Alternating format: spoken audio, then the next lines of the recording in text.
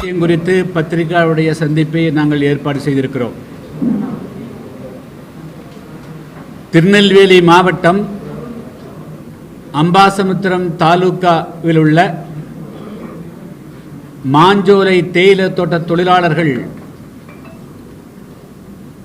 ஏறக்குறைய 5 தலைமுறைகளாக அங்கே பணிபுரிந்து வரக்கூடியவர்களை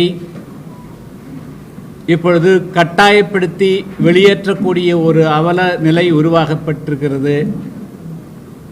எனவே அவர்களுடைய வாழ்வாதாரத்தை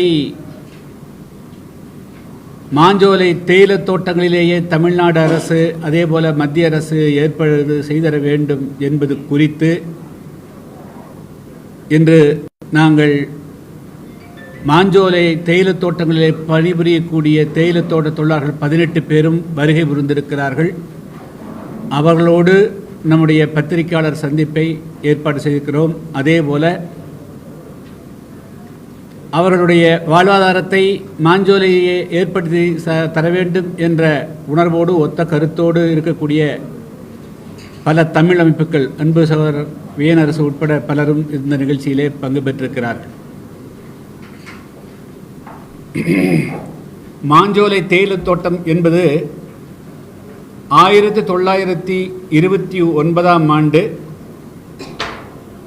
அன்றைய காலகட்டத்தில் அந்த வன நிலம் திருவிதாங்கூர் சமஸ்தானத்துக்கின் கீழ் இருந்தது.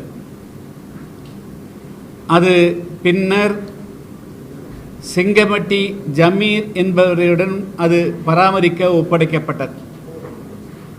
அந்த ஜமீன் பல்வேறு காரணங்களுக்காக அந்த வனப்பகுதியை பாம்பே பர்மா ட்ரேடிங் கார்ப்பரேஷன் என்று அழைக்கப்படக்கூடிய ஆங்கிலேய கம்பெனிக்கு 99 வருட குத்தகைக்கு அதை அவர்கள் வழங்கினார்கள்.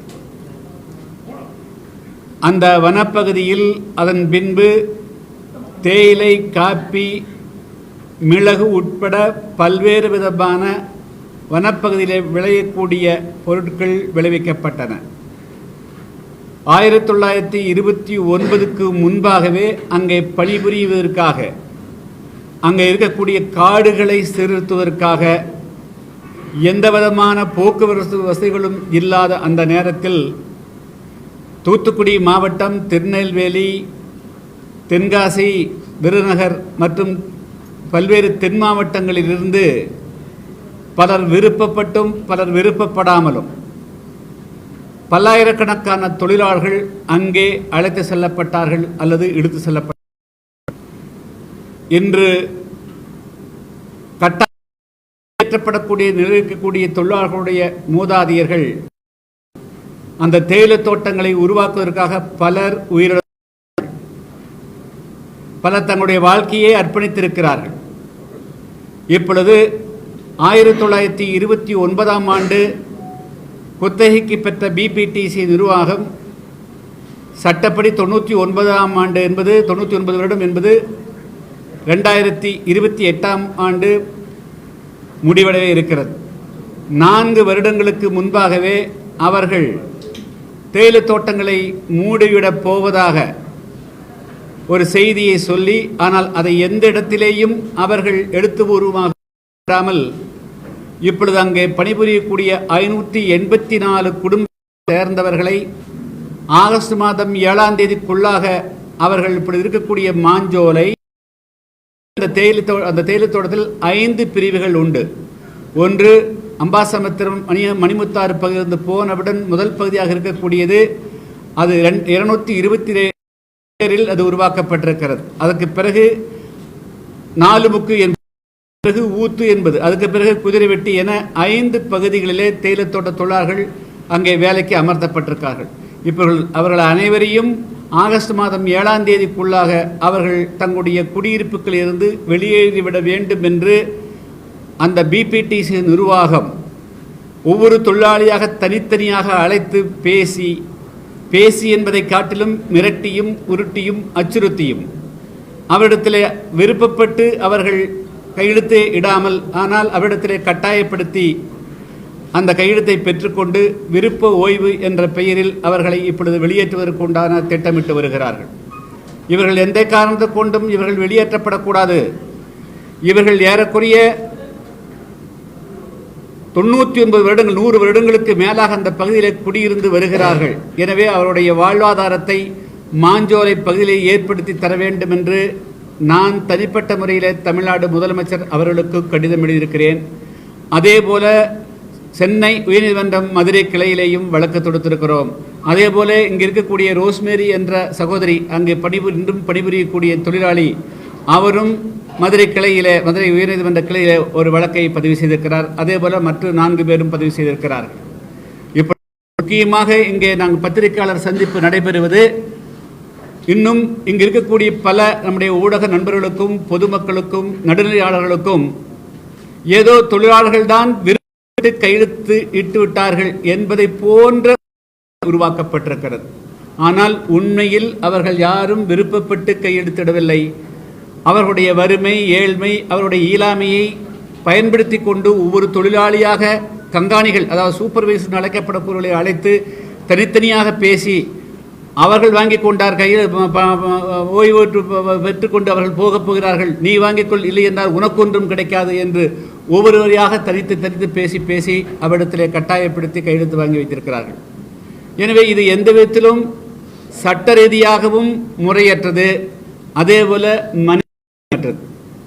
எங்களை பொறுத்த மட்டிலும் நாங்கள் தொடர்ந்து வலியுறுத்துவது அதாவது அவர்களுக்கு இந்த மாஞ்சோலை பகுதியிலேயே அவருடைய வாழ்வாதாரத்தை மீண்டு தர வேண்டும் என்பது. ஆனால் அரசனுடைய தரப்பு அல்லது அதிகாரியுடைய தரப்பில், இன்னும் அரசனுடைய தரப்பில் எந்த விதமான ஒரு அமைச்சர் அளவிலோ அல்லது உயர் அதிகாரியுடைய மட்டத்திலிருந்து எந்த விதமான ஒரு அறிக்கையும் கொடுக்காமல் அடிமட்டத்திலே இருக்கக்கூடியவர்கள், அதாவது வனத்துறை அதிகாரிகளை வைத்து பல்வேறு விதமான அறிக்கைகளை கொடுக்கிறார்கள். எப்படி என்று சொன்னால் அது காப்பு காடுகள், அதாவது ரிசர்வ் ஃபாரஸ்ட் ஆக்கப்பட்டுவிட்டது. ஏற்கனவே அது ப்ராஜெக்ட் டைகர், அதாவது புலிகள் காப்பகமாக இருக்கிறது. எனவே இந்த நிபந்தனைகளின்படி அவர்கள் அங்கிருந்து வெளியேற வேண்டும் என்று நான் நம்முடைய அன்பு சகோதரத்திலே சொல்லிக்கொள்ள விரும்புவது, அந்த களக்காடு முண்டந்துறை புலிகள் காப்பகம் என்பது 1972ஆம் ஆண்டு இயற்றப்பட்ட வைல்டு லைஃப் புரொடெக்ஷன் ஆக்ட், அதன்படி, அதாவது வனவிலங்குகள் பாதுகாப்பு சட்டத்தில் எப்பொழுது வந்ததோ அப்பொழுதிருந்தே அது புலிகள் காப்பகமாகத்தான் இருக்கிறது. அதற்கு பிறகு ஏறக்குறைய இப்பொழுது 45-50 வருடங்களுக்கு மேலாக அங்கே தேயிலை தோட்டங்களிலே அவர்கள் வாழ்ந்து வருகிறார்கள். அந்த கம்பெனி நடைபெறுகிறது. ஒருவேளை இந்த அரசு சொல்லுவது, அது அதிகாரிகள் சொல்வதைப் போல, அது புலிகள் காப்பகமாக அறிவிக்கப்பட உடனேயே 1975ஆம் ஆண்டே ஏன் பிபிடிசி கம்பெனி மூடப்படவில்லை, அவர்கள் வெளியேற்றப்படவில்லை? இரண்டாவது, இந்த காடு ஏற்கனவே அது காடாக, அடர்த்தியான காடாகத்தான் இருக்கிறது. பெயரளவுக்கு ரிசர்வ் ஃபாரஸ்ட் என்று அறிவிக்கப்பட்டது 2018. அதுவும் 2017ஆம் ஆண்டு சென்னை உயர்நீதிமன்றம் மதுரை கிளையில் கொடுத்த தீர்ப்பினுடையபடி அதுக்கு பிறகு 2018 அவர்கள் அரசாணை பிறப்பித்திருக்கார்கள். வழக்கமாக இதுபோன்ற காப்பு காடுகள் என்று ஒரு காட்டை அறிவிப்பதற்கு முன்பாக அந்த பகுதியிலே யார் வாழ்ந்து கொண்டிருந்தாலும் அவர்களுடைய கருத்தை கேட்டிருக்க வேண்டும். இதுபோல நாங்கள் காப்பு காடுகளாக அறிவிக்கப் போகிறோம், புலிகள் காப்பகமாக அறிவிக்கப் போகிறோம், யானையினுடைய பாதுகாப்பு அம்சமாக அறிவிக்கப் போகிறோம், அது வேறு எப்படி அறிவித்தாலும் அங்கு வாழக்கூடிய மக்களுடைய அதாவது கருத்துக்களை பெற்றிருக்க வேண்டும். ஏறக்குறைய 2018 5000க்கு மேற்பட்டவர்கள் அங்கே வாழ்ந்து கொண்டிருந்தார்கள். அந்த காப்பு காடு அரசாணை பிறப்பிக்கும்போது நீங்கள் உங்களுக்கு கொடுக்குறோம், அரசாணை பிறப்பிக்கிற போது நிர்வாகத்துக்கு மட்டும்தான் கொடுத்தார்கள். அங்கே 5000 தொழிலாளர்கள் வாழ்ந்து கொண்டிருக்கார்கள். அவருடைய வாழ்வாதாரத்தை பற்றி ஒரு வரி கூட இந்த அரசு குறிப்பிடவே இல்லை. எனவே திட்டமிட்டு அங்கு வாழக்கூடிய ஏழை எளிய அந்த அப்பாவி தொழிலாளர்களை வெளியேற்றுவது என்ற ஒரே குறிக்கோளோடு இப்பொழுது அந்த தமிழ்நாடு அரசு மறைமுகமாக பிபிடிசி அந்த நிர்வாகத்தை மட்டுமே பயன்படுத்தி கொண்டு அவர்களை வெளியேற்றுவதற்கு எல்லா விதமான முயற்சிகளையும் மேற்கொண்டு வருகிறார். அடிக்கடி ஒரு வாரத்துக்கு ஒரு முறை அங்கே இருக்கக்கூடிய குடியிருக்கக்கூடிய மின்சாரத்தை துண்டித்து விடுகிறார்கள், குடியிருப்பை துண்டித்து விடுறாங்க. ஒரு டெலிஃபோன் ஐடிக்கு அதாவது தொலைத்தொடர்புக்கு வாய்ப்பில்லாமல் போகுது. ஸோ இதுபோல் தொடர்ந்து அந்த மக்களை அச்சுறுத்தி வருகிறார்கள். அவர்கள் கடந்த 1.5 மாத காலமாக அவர்களுக்கு எந்த விதமான வேலைகளுமே இல்லை. அவர்கள் எப்படி 1.5 மாதம் வேலை இல்லைன்னா அந்த தொழிலாளியால் வாரம் சம்பளம், அது மாத சம்பளம் வாங்கித்தான் அவர்களால் வாழ முடியுங்கிற போது, இது மாதிரி 1.5 மாதம் அந்த தொழிற்சாலையை மூடி வச்சுட்டு வேலை கொடுக்காமல் இருந்தால் அவர்களுடைய வாழ்வாதாரம் என்ன? எல்லாருடைய குழந்தைகளும் பணம் கட்டித்தான் அவங்களுக்கு வந்து இவர்கள் மாத சம்பளம் வாங்குறதுனால அவங்களுக்கு எந்த விதமான சலுகைகளும் கிடையாது. அவர்கள் பெரும்பாலானவர்கள் ஷெட்யூல்டு காஸ்ட் பட்டியலின் பேரில் இருந்தாலும் கூட அவர்கள் மாதத்தம் சம்பளம் பெறுகின்ற காரணத்தினால அவர்களுக்கு அரசு கொடுக்கக்கூடிய பல சலுகைகள் அவர்களுக்கு கிடையாது. எனவே பல குழந்தைகள் அவர்கள் தங்களுடைய குழந்தைகளை எல்லாம் பணம் கட்டித்தான் படிக்க வேண்டிய நிலையிலே இருக்கிறார்கள். இப்பொழுது அவருடைய நிலைமை மிகவும் மோசமாக இருக்கிறது. என்னுடைய கேள்வியெல்லாம் நம்முடைய இவர்கள் இடத்துல நீங்கள் கேள்வி கேட்டு நீங்கள் தனித்தனிமையில் பேச வேண்டும் என்பதுதான் என்னுடைய விருப்பம். அவர்கள் தங்களுடைய சொந்த விருப்பத்தின் பேரில் அவர்கள் விருப்பு ஓய்வு எழுதி கொடுக்கப்படவில்லை. ஒருவேளை இந்த பிபிடிசி கம்பெனி 2028ஆம் ஆண்டு போவதற்கு முன்பாக 2018 போவதாக இருந்தாலும் கூட இந்த அவர்கள் போய்கொள்ளலாம். ஆனால் அங்கு வாழக்கூடிய அந்த மக்கள் ஏறக்குறைய 5 தலைமுறைகளாக அங்கே வாழ்ந்துவிட்ட காரணத்தினால் அவர்களுக்கு வாழ்வாதாரத்தை கொடுப்பதற்கு 2006ஆம் ஆண்டு வன உரிமை சட்டம் ஃபாரஸ்ட் ரைட்ஸ் ஆக்ட் என்பது இந்திய நாடாளுமன்றத்தில் மத்திய அரசால் இயற்றப்பட்டிருக்கிற சட்டம். அந்த சட்டத்தில் தான் முழுமையாக எல்லா விவரங்களும் சொல்லப்பட்டிருக்கிறது. அதாவது வனத்தையும் பாதுகாக்க வேண்டும், வனவிலங்குகளையும் பாதுகாக்க வேண்டும், மக்களுடைய வாழ்வாதாரத்தையும் பாதுகாக்க வேண்டும் என்று இந்த சட்டம் தான் 2006 வன உரிமை பாதுகாப்பு சட்டம். தமிழ்நாடு அரசு இந்த வன உரிமை சட்டத்தை பயன்படுத்தி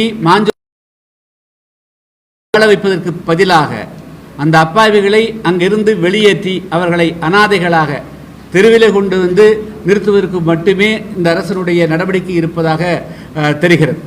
இந்த 1929 மாஞ்சோலையை 8373 ஏக்கர் அந்த பிபிடி பாம்பே பர்மா ட்ரேடிங் கார்பரேஷன்ங்கிறது யார் அதனுடைய நிர்வாகி என்று சொன்னால் பாகிஸ்தானுடைய நிறுவனர் ஜின்னா அவர்களுடைய மகள் வழி பேரன்தான் நுசில்வாடியா.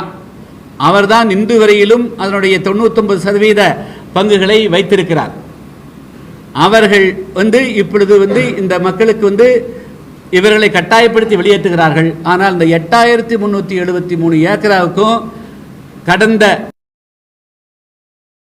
வருஷமா அரசுக்கு தமிழ்நாடு அரசுக்கு அவர்கள் குத்தையாக செலுத்தியது ஒரு ஏக்கராவுக்கு ₹1 மட்டுமே. அதாவது ஆண்டொன்றுக்கு 14 தான் அவர்கள் குத்தையாக செலுத்தி வந்திருக்கிறார். ஆனால் அதை கூட அவர்கள் கொடுக்காத காரணத்தினால் தமிழ்நாடு அவர்கள் ஏறக்குறைய ₹300 கோடி வைத்திருக்கிறார். 2018ஆம் ஆண்டு இவர்கள் பல வயலேஷன்ஸ், அதாவது அங்கே அணைக்கு வரக்கூடிய நீர்பிடிப்பு கேட்ச்மெண்ட் ஏரியா அதில் 970 ஏக்கர் மிகவும் அற்புதமான காடுகளை அதுகளை அழித்ததுக்கு இவங்க மேலே எஃப்ஐஆர் இருக்குது. அவ்வளவு வனப்பகுதி அழிச்சிருக்கிறாங்க. 2018 2028 வரை இருக்கிறதுக்கு ₹700 கோடி அவர்கள் செலுத்தணும்னு சொல்லிட்டு மதுரை உயர்நீதிமன்றம் ஒரு உத்தரவு பிறப்பித்து ஒட்டுமொத்தத்தில் ஏறக்குறைய அவர்கள் ₹1000 கோடி தமிழ்நாடு அரசுக்கு அவர்கள் செலுத்த வேண்டி இருக்கிறது. ஆனால் இதிலிருந்து 2028 போகணும். பழைய பாக்கியும் ₹300 கோடி கட்டல. 2018 உயர்நீதிமன்றம் கொடுத்ததும் கொடுக்கல. அதில் 700 கோடி, இதில் ஒரு 400 கோடி, ₹1200 கோடி அப்படியே ஏப்பம் விட்டு இந்த பிபிடிசி கம்பெனி வெளியேறுவதற்கு தமிழ்நாடு அரசு உடந்தையாக இருக்க போகிறதா என்பதுதான் எங்களுடைய கேள்வி. இதில் ஏதோ உள்நோக்கம் இருக்கிறது. அதாவது என்னென்ன சொல்றாங்க, கடந்த 4 தினங்களுக்கு முன்பு மதுரை கிளை விசாரணை நடைபெற்றுக் கொண்டிருந்த பொழுது அங்கு இருக்கக்கூடிய அந்த வழக்கின் போது தமிழ்நாடு பப்ளிக் ப்ராசிக்யூட்டர் என்ன அவர்கள் எல்லாம் வெளியேற்றிய பிறகு அதை நாங்கள் எக்கோ டூரிசம், அதாவது சூழல் சுற்றுலா ஏற்படுத்தி தரோம்னு நான் நண்பர்களெல்லாம் கேட்டுக்கொள்ள விரும்புகிறேன். ஒரு 580 குடும்பம் இருக்குது, 99 வருஷமா இருக்கிறாங்க. ஆயிரக்கணக்கான வாகனங்களிலே சென்று சுற்றுலா சென்றால் அப்ப புலிகளுடைய வாழ்விடம், அங்க இருக்கக்கூடிய வனவிலங்குடைய நடமாட்டம் பாதிக்கப்படாதா? அப்போ நோக்கம் எல்லாம் இந்த அப்பாவி தொழிலாளர்களை வெளியேற்றுவதிலும் அந்த தளத்தை வேறு ஏதோ ஒரு விதத்தில் யாரோ கைப்பற்றுவதற்காக நடக்கக்கூடிய முயற்சியாகவும் பிபிடிசி நிர்வாகத்துக்கு அவர்கள் கட்ட வேண்டிய பணத்திலே இருந்து அவர்களை தப்பித்து ஓடுவதற்கு மட்டுமே இந்த அரசு ஒரு நடவடிக்கையில் ஒரு பின்னால் ஒரு மனசில் வச்சு செயல்படுவதாகவே நாம் பார்க்க வேண்டியிருக்கிறது.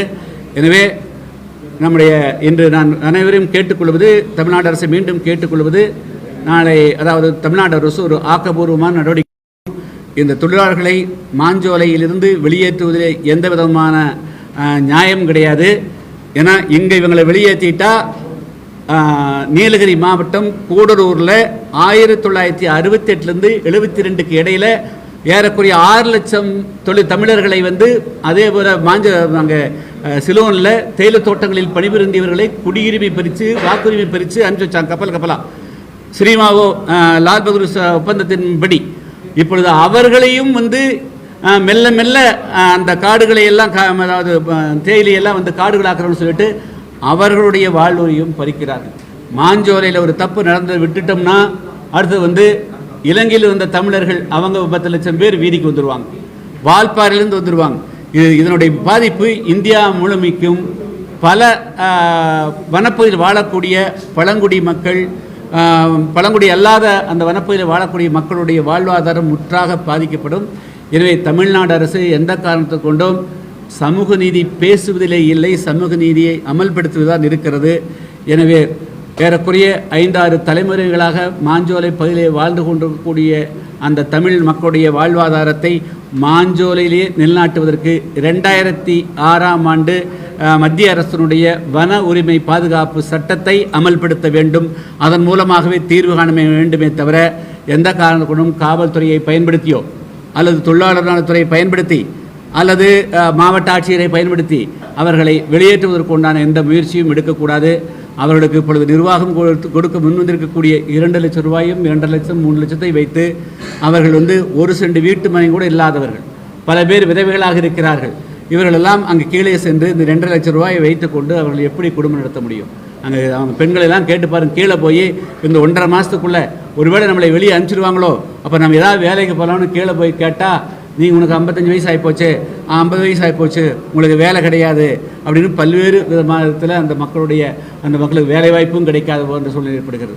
எனவே அவர்கள் கட்டாயப்படுத்தி மாஞ்சோலிலிருந்து வெளியேற்றப்பட்டால் அவர்களுடைய வாழ்வாதாரம் பாதிக்கப்படுவதில்லை, அவர்கள் தற்கொலை நிலைக்குத்தான் தள்ளப்படக்கூடிய சூழ்நிலை ஏற்படுமே தவிர அது பசி பற்றியோடு மாளக்கூடிய சூழ்நிலை தான் ஏற்படுமே தவிர அவருடைய வாழ்வு பாதுகாக்கப்படாது. எனவே அந்த அந்த தவறான செயலுக்கு தமிழ்நாடு அரசு எந்த காரணத்தை கொண்டும் அதுக்கு துணைவை விடக்கூடாது, உடந்தையாக இருந்து விடக்கூடாது. அந்த இருக்கக்கூடிய 550 குடும்பங்களையும் மாஞ்சோலையிலே வாழ்வதற்கு உண்டான ஒரு உரிய நடவடிக்கை எடுக்க வேண்டும். 2006ஆம் ஆண்டு வன உரிமை சட்டத்தின்படி அவர்களுக்கு அங்கேயே ஒவ்வொருவருக்கும் 5 ஏக்கர் கொடுக்கலாம், 7 ஏக்கர் கொடுக்கலாம், 10 ஏக்கர் வெல்லும் கொடுப்பதற்கும் சட்டத்திலே இடம் உண்டு. யாரும் வனத்தை பட்டா போட்டு கேட்பதில்லை, அணுகுவதற்கான உரிமை. இப்படித்தான் தமிழ்நாட்டினுடைய பல பகுதிகளிலும் பல்லாயிரம் லட்சக்கணக்கான மக்கள் அந்த வனப்பகுதியிலே வாழ்ந்து கொண்டிருக்கிறார். குறிப்பாக தேனி மாவட்டம் வருசநாடு என்ற பகுதியில் ஏறக்குறைய 10,000 குடும்பங்கள். அதே போல் ஏற்காலிலிருந்து கீழே வர வேண்டியிருக்கும், எல்லா தேயிலை காப்பி தோட்டங்களையும் மூட வேண்டியிருக்கும். அங்கே இருக்கக்கூடிய இங்கே கீழே என்ன வேலை இருக்குது அந்த மக்களுக்கெல்லாம்? எனவே அவர்கள் பசியோடும் பட்டினியோடும் கிடக்கக்கூடிய ஒரு நிலைமை ஏற்படும். அதனால் தமிழ்நாடு அரசு ஒரு முறையான நடவடிக்கை மாஞ்சோலை தேயிலை தோட்ட தொழிலாளர்களை காப்பாற்றுவதற்கு 2006ஆம் ஆண்டு வன உரிமை சட்டத்தை அமல்படுத்தி அவருடைய வாழ்வாதாரத்தை பாதுகாக்க வேண்டும் என்று நான் கேட்டுக்கொள்கிறேன்.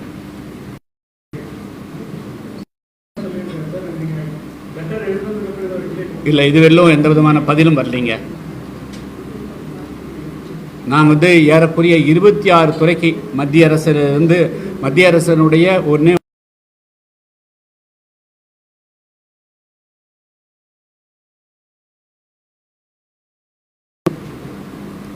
அவங்க மட்டும்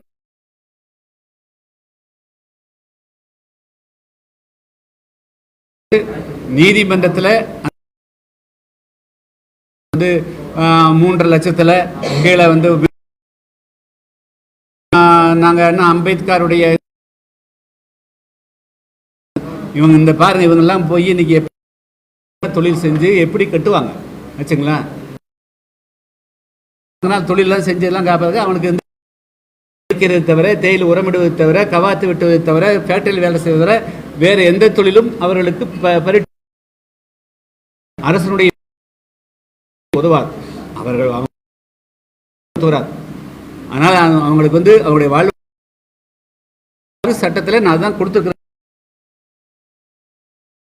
பொறுமையாக படித்து பாருங்க. அதில் பாதுகாக்கிறதுக்கு சட்டத்தில் இடம் இருக்குது.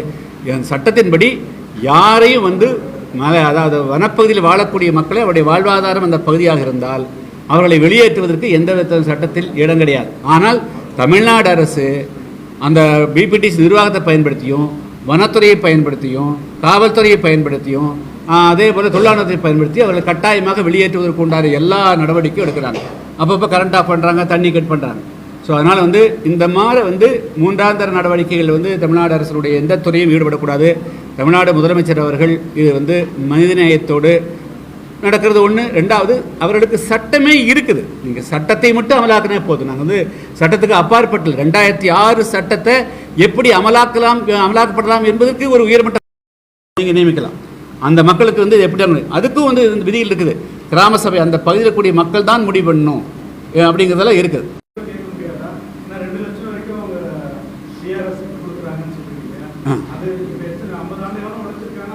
அல்ல அது பேசுறதுக்கே முடியலைங்க. அதாவது இவங்க கழுத்து மேலே கத்தி வச்ச மாதிரி தொழிலாளர்கள் இங்கிருந்து கீழிருந்து மேலே போய் பார்க்க விட மாட்டேங்கிறாங்க.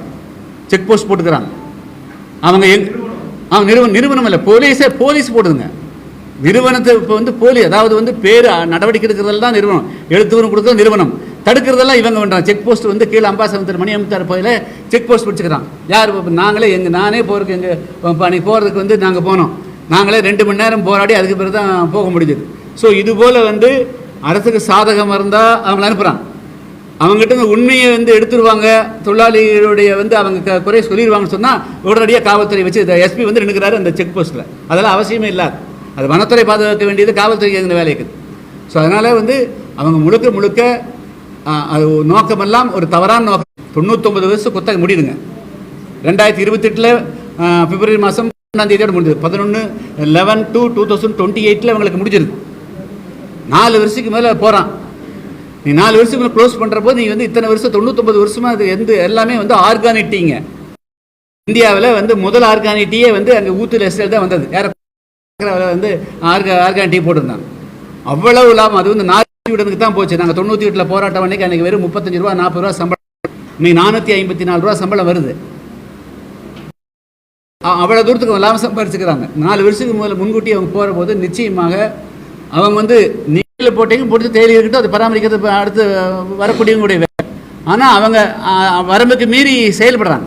இதையை கட்டுப்படுத்துறதுக்கு தமிழ்நாடு அரசு நடவடிக்கை எடுக்கல. தொழிலாளர் துறையில் இவங்க வந்து கட்டாயப்படுத்தி 584 குடும்பத்தில் இவங்க வந்து பிஆர்எஸ் வாங்கிக்கிறாங்க.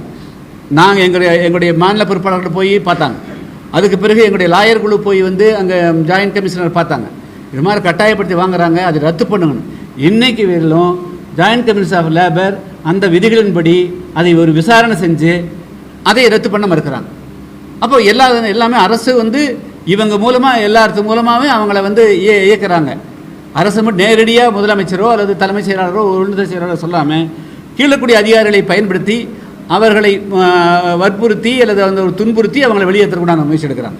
ஆக்சுவலாக வந்து 2 லட்சத்துக்கு கொடுக்குறது போல நிர்வாகமே அது வந்து அவங்க அங்கே இருக்கிறதுங்கிறது வேறு பிரச்சனை. ஆனால் ஒரு கம்பெனி வந்து 4 வருஷத்துக்கு முன்னாடி போகிற போது கண்டிப்பாக ஒரு தொழிலாளிக்கு 15 20 லட்ச ரூபா 30 லட்ச ரூபா நான் கொடுக்கணும். அதுதான் முறை. இப்போ வந்து புலிகள் காப்பகத்திலிருந்து வெளியேற்றினால 25 lakhs கொடுக்கணுங்க. இதையெல்லாம் எதுவுமே வந்து பண்ணாமல் இந்த 2 லட்ச ரூபா வந்து கொடுக்குறேன், ஒரு வருஷத்துக்கு ஒரு மாதத்துக்கு 4 நாள் 5 நாள் வேலை போட்டு உங்களுக்கு 10 வருஷம் சர்வீஸ் இருக்குது, இந்த 1.5 மாதம் சம்பளம் கொடுக்குறேன்னு சொல்லிட்டு 2,80,000 ஏற்கனவே ரிட்டையர்ட் ஆகி போகக்கூடியவங்க அதையெல்லாம் தான் 4 லட்சம் காமிக்கிறாங்க. ஆனால் இப்பொழுது நல்ல திடகாத்திரமாக இருந்து பணிபுரியக்கூடிய தொழிலாளருக்கு அதிகபட்சம் 2,83,000 ரூபாய் தவிர கிடையாது. இதை வச்சு இந்த 2,83,000 வச்சு அவங்களுடைய பொண்ணு இருந்தால் எப்படி கல்யாணம் முடிக்க முடியும்? இவங்க போய் எந்த வீட்டில் குடியிருப்பாங்க? 3.5 லட்ச ரூபாய் இன்றைக்கி வீடு கொடுக்குன்னு சொல்கிறாங்க. நிலம் இல்லாமல் எந்த வீட்டில் கட்ட முடியும்? நிலம் வாங்க முடியுமா? எல்லாமே பொய்யும் புரட்டுமா கவர்மெண்ட் சொல்கிறாங்க. அவங்கள கீழே இறக்கி விட்டுட்டா அதுக்கு பிறகு இந்த பிரச்சனைக்கு யாரும் வரமாட்டாங்க, அதோட முடிஞ்சிடும் அப்படின்னு அவங்க நினைக்கிறாங்க. உள்நோக்கம் இவர்களை வெளியேற்றிட்டு சுற்றுலா எக்கோ டூரிஸ்ட் வந்து மறைமுகமாக தாரை வாக்குறதுக்கு உண்டான முயற்சியாகத்தான் நாங்கள் பார்க்குறோம். ஏன்னா ஏற்கனவே வால்பாறை பகுதியில் தேயிலை தோட்டங்களை அழித்து 30% பகுதியை காடுகளை டூரிஸ்டுக்கு பயன்படுத்தலாம்னு ஒரு சமயத்தில் ஒரு ஆர்டர் போட்டிருக்காங்க. தொழிலாளி நீங்கள் எதை பேசுமா? பேசுங்க பேசுங்க. அவங்க 4 வார்த்தை கேட்டுங்க அவங்கள. பேசுங்க ரோஸ்மென். பேசுமா. வணக்கம். மாஞ்சோலை தேயிலை தோட்ட தொழிலாளியாக ரோஸ்மென் பேசுகிறேன். கடந்த 55 வருஷமாக நான் அந்த எஸ்டேட்டில் வேலை பார்க்கேன். எஸ்டேட்டை விட்டால் எனக்கு கல்லிடை குறித்து விட்டால் வேறு வழி தெரியாது. எங்கள் வாழ்வாதாரம் என்னன்னு எங்களுக்கு புரியல. நாங்கள் சரி இப்போ வேலை நிப்பாட்டிட்டாங்களே அப்படின்னு சொல்லி இங்கே வந்து கேட்டால் நீங்கள் ஜாதி அடிப்படையில் தான் வேலை, நான் ஒரு கிளாஸ் கல்வியாவது பழச்சிடலான்னு பார்த்தேன். அதுக்கு கூட 55 வயசு ஆகிட்டு கிடையாது உங்களுக்கு அப்படின்ட்டாங்க. அதுலேயும் எங்களுக்கு இடம் இல்லை. ஆனால் நாங்கள் இந்த மாஞ்சோலையில் இருந்து வாழ்ந்து இவ்வளோ 55 வருஷமாக வாழ்ந்து ரேஷன் கார்டில் இருந்து ஆதார் கார்டில் இருந்து ஓட்டர் ஐடியிலேருந்து எல்லாம் போட்டிருக்கோம். கம்பெனி வந்து கவர்மெண்ட்டுக்கு வரியும் கொடுப்போம். எங்கள் மாதம் ஒரு 1000 ரூபா பிடிச்சிருவாங்க வரி. இதெல்லாம் நாங்கள் கெட்டி தான் இருக்கோம். இது வரைக்கும் எங்களுக்கு ஒரு கவர்மெண்ட்டோ இல்லை ஃபாரஸ்ட்லேயோ வந்து எங்களுக்கு ஒன்றும் கிடைக்கல, ஒரு பதிலும் கிடைக்கல. நாங்கள் வந்து இப்போ கீழே இறங்கினா தற்கொலையை தவிர வேறு வழி தெரியல. எங்களுக்கு கஞ்சிக்கு வழி இல்லை. எங்கெல்லாமோ அம்பாசமுத்திரத்தில் இருந்து திருநெல்வேலி வரைக்கும் ஹோட்டலில் கட் பார்த்துட்டோம். ஒரு வேலை எங்களுக்கு கிடையாது. அதுலேயும் ஜாதி அடிப்படையில் தான் வேலை கொடுக்காங்க. நல்லா அலைஞ்சு 2-3 மாதமாக இப்போ 2 மாதமாக அலைஞ்சு வேலைக்குன்னே பார்த்தேன், கிடைக்கல. ஆனால் நாங்கள் வாழ்வோ சாவோ அந்த மாஞ்சோலை பகுதியிலே வாழ்ந்து செத்துருக்கோம். பட்டியாக கிடந்தாலும் நாங்கள் அங்கேருந்தே செத்துருக்கோம். எங்களுக்கு அதில் ஒரு 10 சென்ட் இல்லாட்டமும் 5 சென்ட் இடம் கொடுத்தனாலும் நாங்கள் அங்கே தொழில் வச்சு நாங்கள் பொழைச்சிக்கிடுதோம். ஆனால் இனி நாங்கள் வந்து கீழே இறங்க மாட்டோம். ஒரு சொட்டு ரத்தம் நாங்கள் 15 வயசுலேருந்து நாங்கள் வேலை பார்த்துருக்கோம். ஒரு சொட்டு ரத்தம் இந்த கம்பெனியில் அட்டைப்பொழிப்பில் வாழ்ந்து வேலை பார்த்தாச்சு. இந்த ரத்தத்தை சிந்தின இதுலேயே எங்கள் உயிர் போனாலும் பரவாயில்ல, நாங்கள் அங்கே வாழ்ந்துக்கிடுதோம். ஆனால் இது அரசு நல்ல முறையில் எங்களுக்கு நடவடிக்கை எடுத்து தரணும். இல்லையா இப்போ நாங்கள் ஒரு 2 மாதமாக கரண்ட் எங்களை கட் பண்ணிட்டான். இப்போ தண்ணி கிடையாது, குடிக்க கூட தண்ணி இல்லை மக்களுக்கு. கரண்டில் நாங்கள் இல்லாமல் இருட்டு வீட்டுக்குள்ளே இருக்கோம். மண்ணெண்ணையும் ரேஷன் கார்டில் மண்ணெண்ணெய் கிடையாது எங்களுக்கு. எல்லாம் இருட்டில் தான் நாங்கள் வாழ்ந்துக்கிட்டு இருக்கோம். ஒரு ஃபோன் பேசணுன்னாலும் ஒரு தகவல் வேணும்னாலும் எதுவுமே எங்களுக்கு கிடையாது. நாங்கள் கீழே வந்தால் தான் ஏதாவது ஃபோன் அவசரம் பேசிக்கிட்டோம். அது இல்லாமல் என்ன போன்ற எல்லா மக்களுக்கு லேபர் மக்களுக்கு எங்களுக்கு அங்கேயே உரிமை கொடுத்து எங்களுக்கு அங்கே ஒரு இடம் கொடுத்து எங்களை வாழ வைக்க எல்லாத்துக்கிட்டே பணியுடன் கேட்டுக்கொள்கிறேன். கவர்மெண்ட்டு லோன் கொடுக்க வீடு ஆடு கொடுக்கணுன்னாங்க. அவங்க அப்படி லோன் கொடுத்து வீடு கொடுத்தாலும் வீடு வந்து எங்களுக்கு வேணும், வீடு இல்லை. அப்போ அந்த ஆடை வாங்கி என்ன செய்ய, லோனு கட்டுறதுக்கு எங்களுக்கு வேலை. அதாவது இவ்வளோ நாள் திருநெல்வேலியிலேருந்து அம்பாசமுத்திரம் வரைக்கும் ஒரு கிளாஸ் கல்வியாவது நான் பொழைச்சிக்கலாம் அப்படின்னு போய் கேட்டேன். வேலை இல்லாமல் அவங்களுக்கு 55, அதுலேயும் ஜாதி அடிப்படையில் தான் அங்கேயும் நடக்குது. அப்படிங்கிற நாங்கள் எங்கே போய் வேலை பார்ப்போம், இவங்களுக்கு எப்படி லோன் கட்ட முடியும்? அப்போ அந்த லோன் கட்டுறதுக்குனால எங்களுக்கு வேலை வேணுங்களா? வேலை எஸ்டேட்டில் இருந்தோம்னா நாங்கள் ஏதாவது ஒரு ஏதோ எங்களால் முடிஞ்ச அளவுக்கு வேலை பார்த்து நாங்கள் சாப்பிட்டுக்கணும்.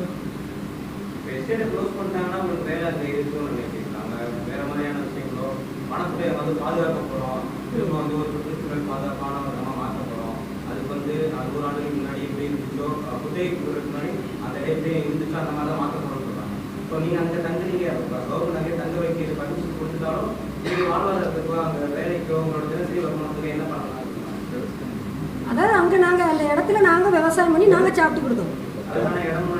ஆமாம், 10 ஏக்கர் நிலம் எங்களுக்கு கொடுத்தா போதும். அதில் நாங்கள் எது வேணாலும் வச்சு ஆமாம் பால் எடுத்து கீழே அனுப்புவோம், பால் எடுத்து கீழே அனுப்புவோம், கடைக்கு அடித்து அதை வச்சு நாங்கள் பண்ணிக்குவோம்.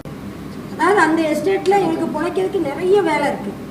ஏலக்காய் இருக்குது, கிராம்பு இருக்குது, திப்பிலி இருக்குது, எல்லாமே இருக்குது. தைலத்தை காட்டில் எல்லாமே இருக்குது. அந்த அதில் உள்ளது எல்லாத்தையும் நாங்கள் வியாபாரம் வந்து பார்த்து கீழே கொண்டு வந்து நாங்கள் சம்பாத்தியம் பண்ணி இப்போ 1 கிலோ ஏலக்காய்லாம் 1000 ரூபா இருக்குது. இந்த 1000 ரூபானாலும் நாங்கள் அங்கேருந்தே சம்பாத்தியம் பண்ணி அதை கொண்டு வந்து கீழே கொண்டு வந்து விற்று நாங்கள் எங்கள் பொழப்பை நாங்கள் பார்த்துக்குவோம். அரசு எங்களுக்கு அந்த இடத்த நாங்கள் இத்தனை வருஷ காலம் அங்கே வாழ்ந்துட்டோம். அந்த இடத்த விட்டு நாங்கள் நவள மாட்டோம். அங்கேயே நாங்கள் வாழ்ந்து மண்ணுக்குள்ளே போனாலும் அங்கே தான். எங்கள் தாத்தா பாட்டி, எங்கள் அப்பா, எங்கள் அம்மா எல்லாத்தையும் நாங்கள் அங்கே தான் வச்சுருக்கோம். நாங்கள் கும்பிடுறதுக்கு கோயிலும் அங்கே தான் இருக்குது. இது வரைக்கும் நான் அங்கேருந்து இங்கே வந்து ஒரு வேலை தெரியாது. ஒரு தேலையை தவிர 15 வயசுலேருந்து வேலை பார்த்துருக்கேன். அந்த தேலையை தவிர ஒன்றும் தெரியாது. இந்த கல்லிடை குறிச்சி 4 முக்கு இதுகளுக்கு தான் தெரியும். எல்லா மக்களுக்கும் படிப்பறிவு இல்லை எங்களுக்கு. நாங்கள் படிப்பறிவு இல்லாதவங்க தான் அங்கே இருக்கோம். எங்கள் பிள்ளைகள் படிச்சிருக்காங்கன்னா அவங்க கீழே தான். அதுவும் நாங்கள் ஃபீஸ் கட்டி தான் படிக்க வைக்கிறோம். ஃபீஸ் கட்ட முடியாதவங்க அனாதை மடத்தில் சேர்த்து நான்லாம் என் பிள்ளைல 2 பிள்ளைகளையும் அனாதை மடத்தில் தான் படிக்க வச்சேன். ஏன்னா எனக்கு ஃபீஸ் கட்ட வழி இல்லை. எனக்குலாம் என் பிள்ளைல 2 வயசுலேருந்து நான் அனாதை மடத்தில் சேர்த்து என் பிள்ளையை படிக்கிறேன். எனக்குலாம் இப்போ நான் வந்து இங்கே வந்து வேலை பார்த்தாலும் என் பிள்ளைகளுக்கு காப்பாற்ற முடியாது. ஒரு சென்ட் இடம் அவங்க கம்பெனி கொடுக்க 2 லட்ச ரூபா கொடுத்து 2,80,000 கொடுத்துருக்கு. ஒரு சென்ட்டுக்கு இப்போ நான் வீடு போய் கேட்டேன், 5 லட்ச ரூபா ஒட்டிக்கு கேட்காங்க. நான் எங்கேருந்து கொடுக்க முடியாது? ஒரு ஆள் உழைச்சி 5 லட்ச ரூபா ஒட்டி எங்கே பார்க்க முடியாது. எனக்குலாம் எங்களுக்கு நாங்கள் வாழ்வோ சாவோ மேலேயே நாங்கள் வாழ்ந்துருவோம். நாங்கள் அங்கே இருக்க நிலங்களை நாங்கள் பாடுபட்டு நாங்கள் சாப்பிடுவோம்.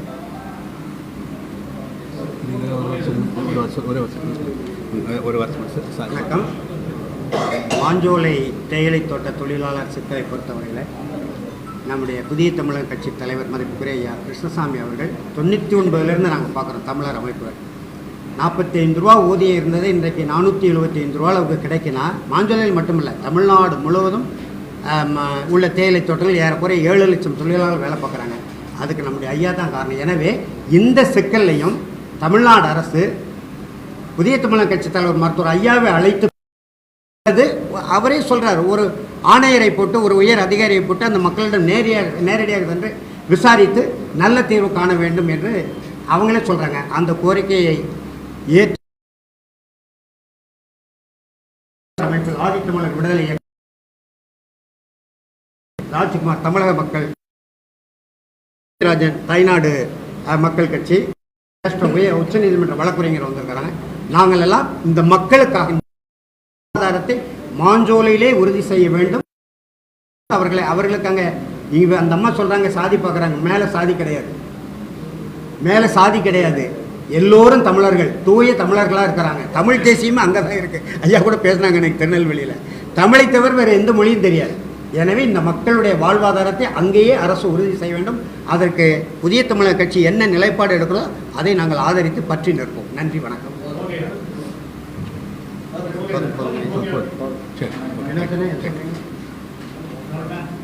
தேங்க்யூ, வணக்கம்.